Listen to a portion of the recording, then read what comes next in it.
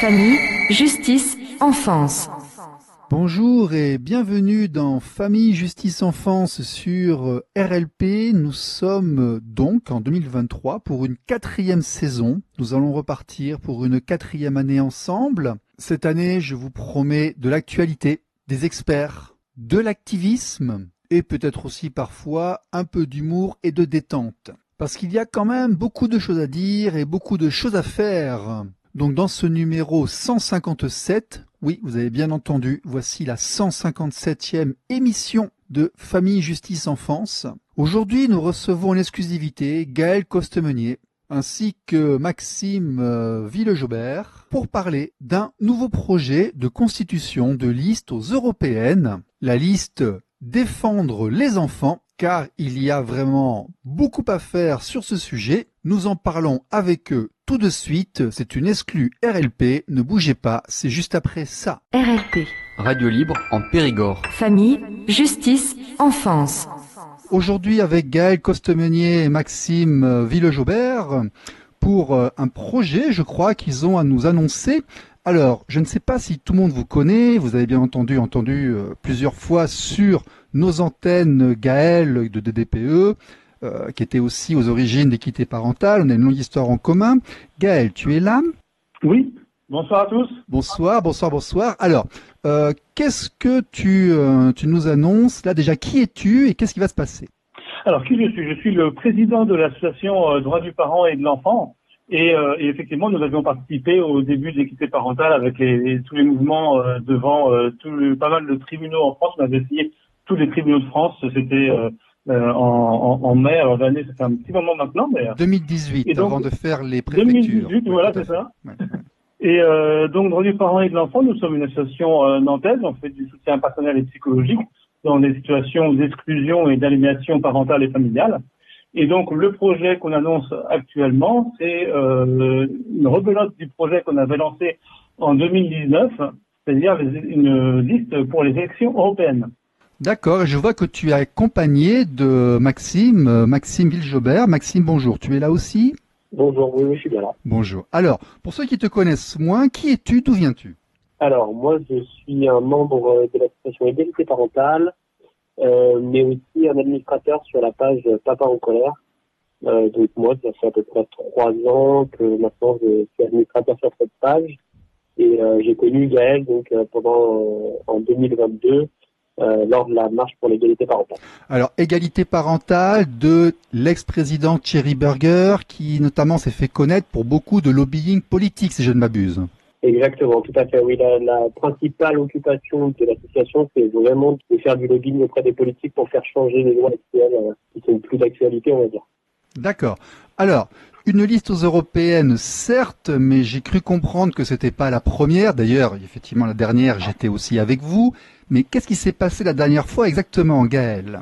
Eh bien, la dernière fois, déjà, on avait parti plein d'énergie, très optimiste, et on a récupéré naturellement le formulaire CERFA des candidats sur le site du ministère de l'Intérieur, donc en janvier 2019, année d'élection. Et sauf qu'il s'est avéré que le ministère de l'Intérieur avait laissé sur son site un CERFA qui n'était pas en conformité avec la loi, qui était périmé. Et 2 mois avant le scrutin, ils ont modifié le CERFA disponible en ligne. Nous nous en sommes rendus compte, nous, 1 mois juste avant, on a dû rapidement, en catastrophe, refaire tous les dossiers de chaque candidat. Et malheureusement, on a eu des dossiers qui étaient imprimés. Et ces dossiers imprimés nous ont été refusés au motif que ils étaient numériques. Pourtant, normalement, un document numérique a la même valeur qu'un document qui n'est pas.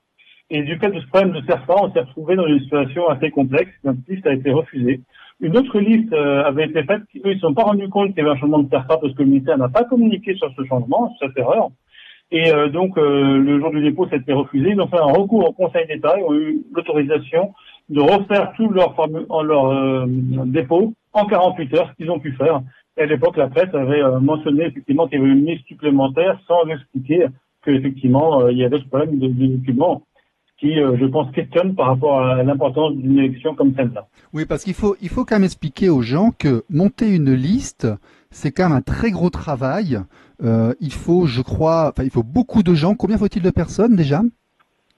Alors, en 2019, il fallait 79 candidats, c'est-à-dire le nombre de sièges pour la France. D'accord. Et Là, aujourd'hui, cette année, l'année prochaine, en 2022, il faudra 81 candidats. Il y a 2 sièges de plus. donc en 2024, il faudra 81 candidats et donc il faudra Voilà. au moins 40 ou 41 femmes. Exactement. Alors, il y a une très bonne règle, effectivement, qui est la règle de la parité.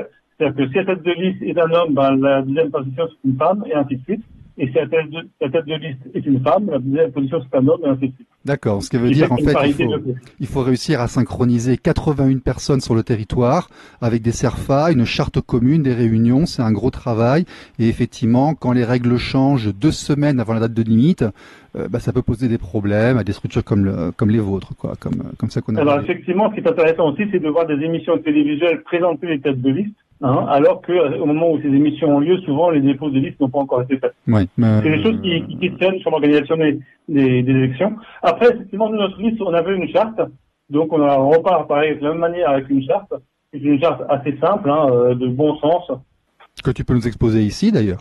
Alors, oui, tout à fait. Alors, donc, déjà, les candidats qui seront dans notre liste adhèrent à la Convention internationale des droits de l'enfant. CIDE. Ils reconnaissent la CIDE, voilà. Donc, ils reconnaissent l'existence de l'exclusion parentale et de l'aliénation parentale. Ils s'engagent à lutter contre toutes les formes d'exclusion parentale et familiale, particulièrement celles résultant de l'aliénation parentale et familiale. Ils reconnaissent l'égalité de droit entre les parents, les pères comme les mères, les grands-pères comme les grands-mères, etc. Ils s'engagent à lutter pour l'égalité entre les femmes et les hommes dans tous les domaines. Ils s'engagent à ne pas inciter naturellement à la haine raciale, à ne pas dénigrer autrui. Et puis ils demandent le respect dans les faits de l'article 1er de la Constitution qui stipule que effectivement les gens sont traités à égalité devant la loi, tous les citoyens sont traités à égalité indépendamment de leurs origines, leur race, leur religion, etc. Donc c'est une charte qui est de bon sens, de principe. Naturellement, des personnes qui ne signeraient pas cette charte ne pourraient être acceptées sur notre liste. RLP. Radio libre en Périgord. Famille, justice, enfance. Alors, la liste aux européennes qui va s'appeler Défendre les enfants. Maxime, qui aujourd'hui fait déjà partie de cette liste et qui se présente avec vous? Alors déjà, on est deux, il y a Gaël et moi qui se présentons sur la liste. Et pour la suite, on est en pleine recherche pour savoir qui va se présenter. D'accord. Donc en fait, il y a aussi un appel à candidature, c'est ça? Alors tout à fait, il y a un appel à candidature. C'est l'objet aussi de notre participation à l'émission. C'est-à-dire que, alors on est un peu plus que deux, on commence à déjà avoir des personnes qui ont répondu positivement. On est vraiment sur un petit nombre pour l'organisation, sur les membres actifs. C'était le même cas en 2019 également. Ça n'empêche qu'on avait une liste complète et qu'on va y arriver aussi cette année. Oui, déjà, s'il y avait 79 personnes il y a 4 ans, il y a une probabilité qu'un certain nombre d'entre eux reviennent. Tout à fait. Certains ont déjà re-signé, oui. D'accord. Bon, donc on est dans une phase de mise en place. Alors, pour expliquer aux gens de manière générale, parce que je suppose que là c'est l'annonce, c'est la première déclaration officielle de création de la liste, il va falloir un petit peu dire aux gens quelle est la raison d'être de la liste et quels sont les thèmes portés et ce que vous voulez faire en fait. Alors tout à fait. Déjà, on peut noter que les droits de l'enfant, la Convention internationale des droits de l'enfant, n'est pas appliquée pleinement par les États membres de l'Union, et que ça n'est pas normal, que le travail que fait la Cour européenne des droits de l'homme n'est pas suffisant, n'est même des fois pas en défense du droit des personnes, parce qu'il y a des cas où le droit des personnes n'est pas effectivement défendu, et où pourtant la CIDE, la Cour européenne des droits de l'homme, rejette les requêtes qui sont faites. Donc je pense qu'il y a vraiment un problème de coordination et d'application effective des droits de l'enfant. Alors il y a le cas naturellement spécifiquement français que nous on connaît, avec notamment l'aide sociale à l'enfance, la justice familiale, les choix de la justice familiale aussi. En France, on est à 12% de résidences alternées seulement. C'est un des taux les plus bas de toute l'Europe. C'est assez dramatique, et pour les enfants, et pour les mères, et pour les pères. Donc nous, on se bat pour faire en sorte que, tous ces parents-là soient reconnus. Et quand on dit tous ces parents-là, c'est aussi les parents, par exemple, quand il y a des couples homosexuels, Homoparentaux. homoparentaux, voilà, des couples homoparentaux, s'il y a une séparation, bien souvent, pour un couple de femmes, par exemple, la mère qui a porté l'enfant est favorisée par rapport à la mère qui ne l'a pas porté. Ah, mais j'avais fait une émission dédiée en interviewant plusieurs associations sur ce sujet. Les couples homoparentaux, dans les cas de conflits familiaux, de problèmes de divorce, sont encore plus vulnérables que les couples traditionnels parce que leurs droits parentaux ne sont pas respectés du tout.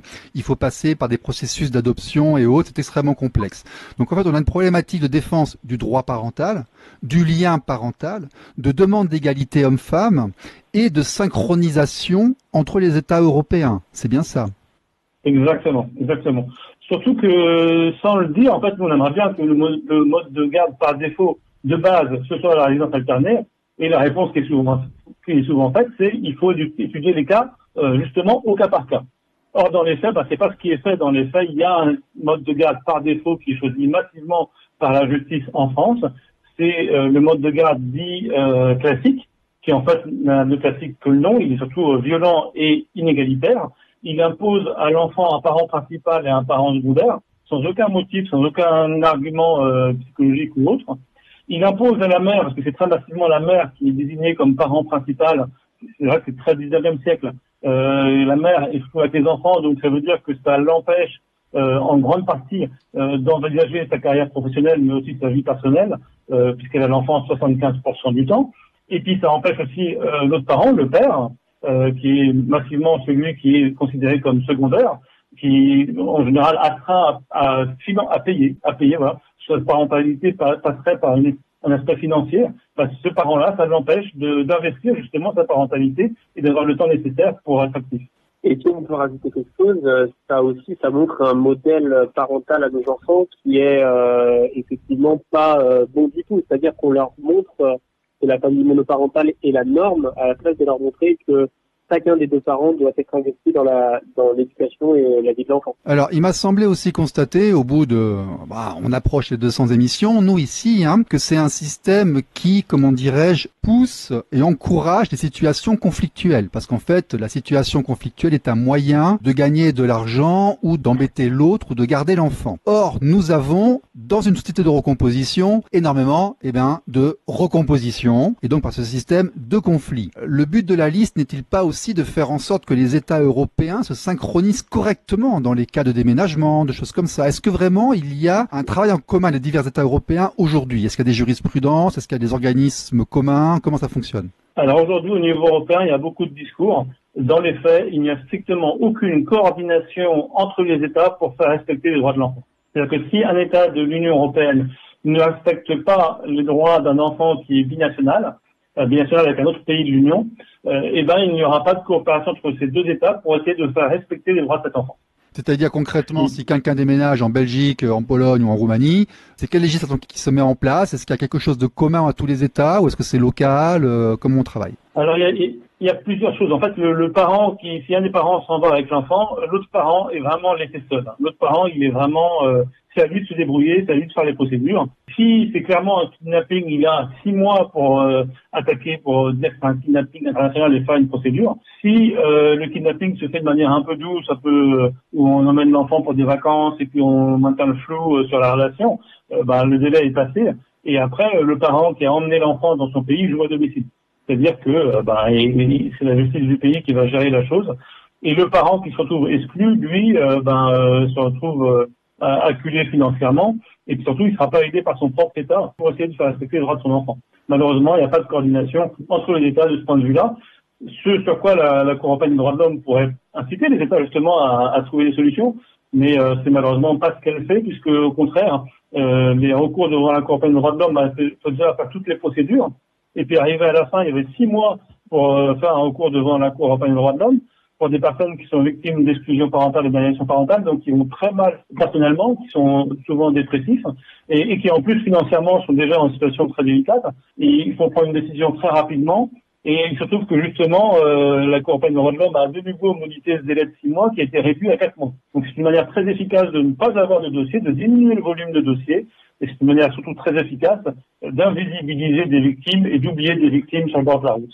Et ça, je trouve que c'est totalement inacceptable. Et cette notion d'enlèvement est-elle vraiment reconnue? Parce que en France, on va nous répondre que les deux parents ont les mêmes droits sur les enfants tant qu'il n'y a pas eu de contractualisation de la séparation. Donc partir en vacances avec l'enfant, c'est pas un enlèvement. C'est ce qu'on nous dit un petit peu dans ce qu'on va déposer plainte ou autre. Est-ce que c'est pareil dans tous les États européens? Enfin, est-ce qu'il y a une uniformisation quelque part, ou est-ce que c'est vraiment la fête, chacun fait ce qu'il veut? Alors effectivement, partir en vacances avec un enfant, c'est très bien, mais le mot vacances détermine des grandes vacances. Voilà. Dans son essence même l'idée d'un retour. Oui. On ne part pas en vacances toute sa vie, voilà. Donc ça déjà, au bout d'un moment, c'est plus des vacances. Donc quand il n'y a plus de vacances, là il y a un problème. Et là, il faudra qu'effectivement il y ait une coordination entre les États qui est actuellement inexistante. RLP. Radio libre en Périgord. Famille, justice, enfance. Maxime Villejobert. Maxime, on a oublié de dire que tu as fait partie de la deuxième marche avec Damien Meurant de l'égalité parentale, où vous avez, je crois, marché de Paris à Strasbourg. C'est bien cela, rafraîchis-nous la mémoire. Oui, exactement. Donc, on a marché de Paris à Strasbourg. Donc, on est parti de Paris pour la Bastille et on est arrivé à Strasbourg devant la Cour européenne des droits de l'homme.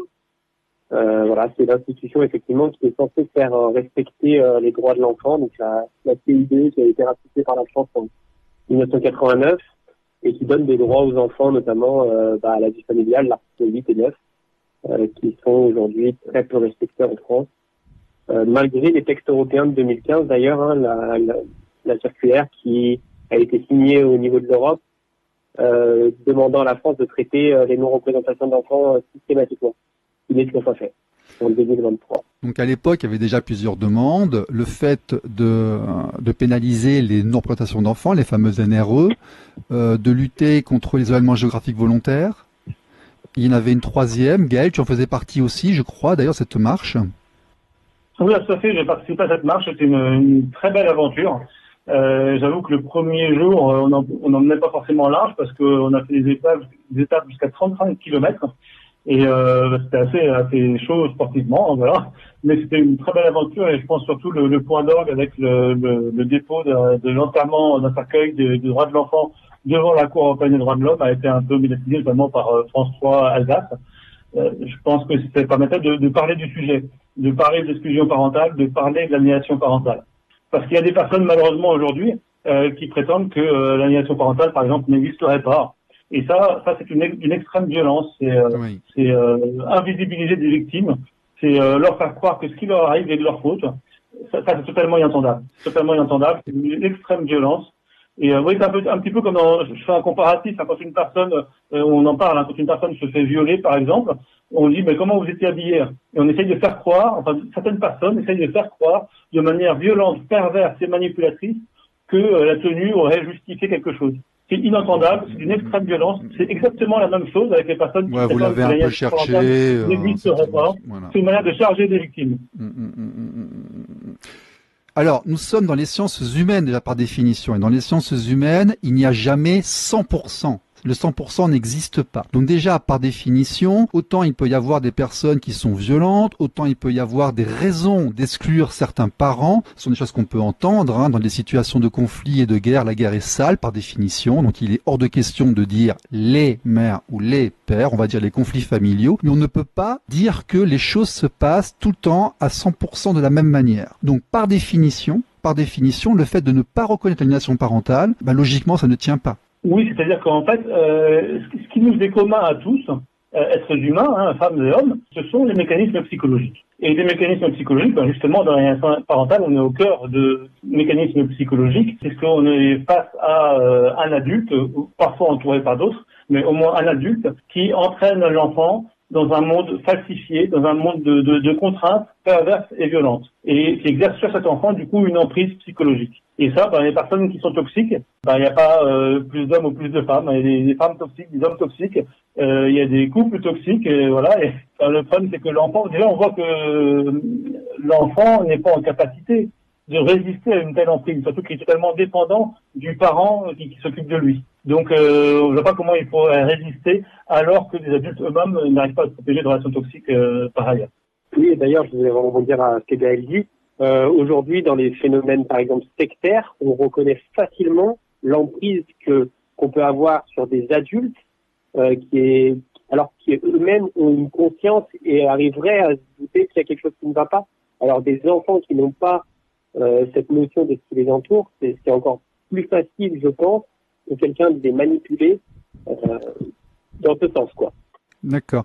On l'a vu ici aussi avec Alain Bouregba, qui était spécialiste des relations notamment parentales des personnes en prison, qui a beaucoup travaillé sur le lien parent-enfant au niveau des prisonniers. Il nous explique que l'enfant est un triptyque, il a deux composantes, et qu'une fois que l'ancrage est fait par rapport aux parents, si le parent s'éloigne, il n'est plus présent, il va être soit idéalisé, soit diabolisé. Ce qui entraîne des dégâts phénoménaux par la suite, parce que croire en des choses qui sont fausses, eh ben, c'est le début, en fait, des problèmes psychologiques par définition. Donc, l'aliénation parentale telle qu'elle est défendue par le psychiatre Ben Soussan, par Marie-Estelle Dupont, notamment, qui est passée dans notre antenne, qui est une victime de l'aliénation parentale, est quelque chose de destructif pour les enfants. Donc, il y a vraiment un intérêt à faire en sorte qu'on garde le lien parent-enfant et qu'on s'entende entre États européens pour le faire. Oui, je pense aussi qu'on peut citer les ouvrages de Marie-France Rigoyen qui parlent justement des personnes à comportement toxique. Et dans l'aliénation parentale, justement, on est face à des parents qui sont atteints de perversion comportementale, qui ont des comportements toxiques. Et c'est ça, justement, l'essence et le fondement même de l'aliénation parentale. Bien souvent, on entend des juges faire croire que c'est un conflit parental. Non, c'est une relation toxique et un parent qui entraîne l'autre dans un conflit qu'il ne souhaite pas. RLP. Radio libre en Périgord. Famille, justice, enfance. Il y a aussi un aspect dans les relations conflictuelles, la gestion des conflits familiaux en Europe, ce sont les services sociaux. Moi, j'ai énormément de retours qui me viennent de Belgique, d'Allemagne, d'Espagne, à l'époque d'Angleterre, de Suisse et autres, disant que les séparations conflictuelles entraînent une intervention des services sociaux, et là, il n'est plus question de droits parentaux, il n'est plus question de rien, et nous avons un problème. Est-ce qu'il y a une uniformisation, là aussi, sur le secteur de l'aide sociale à l'enfance, de la défense des droits de l'enfant, en fait, au niveau européen, ou est-ce que c'est chaque département qui fait un peu ce qu'il veut? Alors déjà, au niveau national, au niveau français, c'est l'aide sociale à l'enfance, l'ASE, qui intervient et qui, comme on dit, à la date avait mauvaise réputation, donc on a changé le nom et un peu l'organisation, et puis maintenant l'ASE a mauvaise réputation. Moi-même, j'ai accompagné des parents victimes d'exclusion parentale et d'aliénation parentale devant des services de l'ASE, je les ai rencontrés, et je peux vous dire qu'il y a beaucoup de services de l'ASE qui malheureusement aujourd'hui sont en total dysfonctionnement, sont dans la toute-puissance, parce qu'ils ont un pouvoir qui est quasiment absolu, qui n'est pas remis en cause, le juge se repose sur eux. Certains services même décident de ne pas appliquer certaines décisions judiciaires, donc des parents se retrouvent un peu esselés face à ces tâches. Oui, puis avant l'ASE, il y a l'AEMO, et avant l'AEMO, il y a les associations d'intervention. Donc il y a plusieurs étapes dans toutes ces protections de l'enfance. Alors là aussi, il y a beaucoup de différences. Il y a certaines ASE ou dans certaines ASE, certaines personnes qui font du bon travail, et d'autres où en fait les services sont vraiment dysfonctionnants, où certaines personnes sont dysfonctionnantes. Mais le fait qu'il y ait des retours comme ça de plusieurs pays, c'est une situation générale. Est-ce qu'on pourrait pas militer pour qu'il y ait un organisme de contrôle et de recours au niveau européen, tout simplement? Alors là, ce qu'on voit effectivement, là je parle de l'ASE, donc c'est vraiment franco-français, et on voit que déjà dans ce système franco-français, il y a des différences énormes entre départements. Oui, c'est vrai. Ce qui n'est pas normal. Et donc effectivement, entre pays, c'est encore plus aggravé par le fait que chaque pays a son système et qu'il n'y a pas de coordination entre ces différents systèmes pour voir quelles sont les pratiques. Justement, c'est l'occasion d'en parler, peut-être. C'est intéressant de voir ce que font les autres pays, comment ils s'organisent, et d'avoir un système européen d'échange, en fait, d'échange et de connaissances. Et encore une fois, d'homogénéiser les comportements, les règles, de faire des systèmes de recours, de contre-pouvoir, Donc, alors, effectivement, dans un système démocratique, je pense que la transparence et la capacité naturelle des associations à intervenir pour voir ce qui est fait, notamment par l'ASE, devrait être naturelle. Je peux vous dire que moi, intervenir auprès de l'ASE pour soutenir un parent, ça a été quelque chose de compliqué, et on nous a bien fait comprendre qu'on nous a un honneur de nous recevoir. Je pense que ça va être simplement naturel dans un système démocratique et transparent. D'ailleurs, il me semble que les jugements aux IDE n'ont pas le droit d'être filmés, par exemple. Ils n'ont pas le droit d'être filmés. Donc c'est vrai qu'au niveau de la transparence, il n'y a rien du tout de transparence. C'est-à-dire que tout se fait à huis clos. C'était très très compliqué de comprendre pourquoi ça ne va pas. Oui, il y a beaucoup de choses cachées, puis il n'y a pas de recours, c'est vrai. Alors donc, pour conclure, quelles sont les échéances, les étapes, les dates qui vous attendent dans la création de cette liste? Alors là, actuellement, on est vraiment en recherche de candidats et de candidates. On est en train de prendre les noms, d'expliquer le projet aux différentes personnes que l'on contacte, ou les personnes qui nous contactent. Et donc, on est vraiment en train de faire la liste. Après, une fois qu'on aura cette liste-là, d'ailleurs, on aura aussi un projet d'affiche, une Maxime, après une très belle affiche, donc qui sera diffusée prochainement. Après ces étapes-là, on va commencer à communiquer massivement sur les réseaux et dans le délai imparti l'année prochaine, donc en 2024, on devra confectionner les dossiers un par un, c'est-à-dire que chaque personne fasse le dossier manuscrit avec signature de la charte, avec signature du bon CERFA, avec la mention obligatoire, pour qu'on puisse déposer en temps et en heure une liste complète à temps pour participer à ces élections européennes de 2024. Et je suppose quelques événements en ligne et éventuellement quelques événements tout court. Oui, alors bien sûr, on va organiser des événements en ligne et des événements en présentiel, on va dire, dans différents lieux. Ça, c'est en train d'être peaufiné, d'être organisé. C'est quelque chose qui va permettre aussi de mobiliser et de rencontrer des personnes pour cette liste. Très bien. Eh bien, écoutez, mes amis, nous suivrons tout cela de près dans notre actualité. Et puis, nous vous souhaitons bon courage pour ce qui est quand même un gros travail qui s'annonce. Donc, merci beaucoup et surtout une grande pensée à toutes les personnes qui vivent ces situations, aux enfants et aux mères, aux pères qui sont privés de leurs enfants. Merci beaucoup et bon courage. Merci. Voici maintenant la chanson de la semaine. Famille, justice, enfance.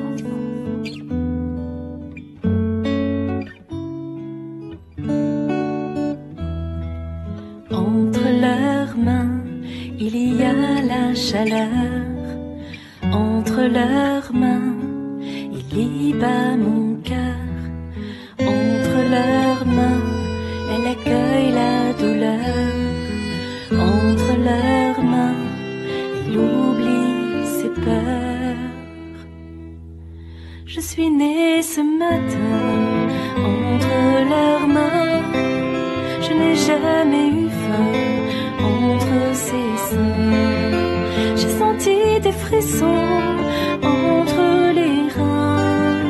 Je connais cette chanson, couplet, refrain.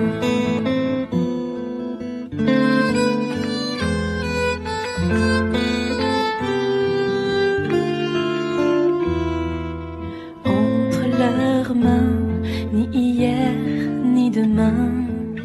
Entre leurs mains, aujourd'hui c'est bien. Entre leurs mains, le présent m'appartient. Entre leurs mains, je choisis mon chemin. Je suis née ce matin entre leurs mains. J'avais chaud, j'étais bien entre ses seins. Donne-moi des frissons entre les reins. Chante encore la chanson, couplet, refrain. Je suis née ce matin entre leurs mains. Je n'ai jamais eu faim entre ses seins. J'ai senti des frissons entre les reins. Je connais cette chanson, couplet, refrain. Entre leurs mains.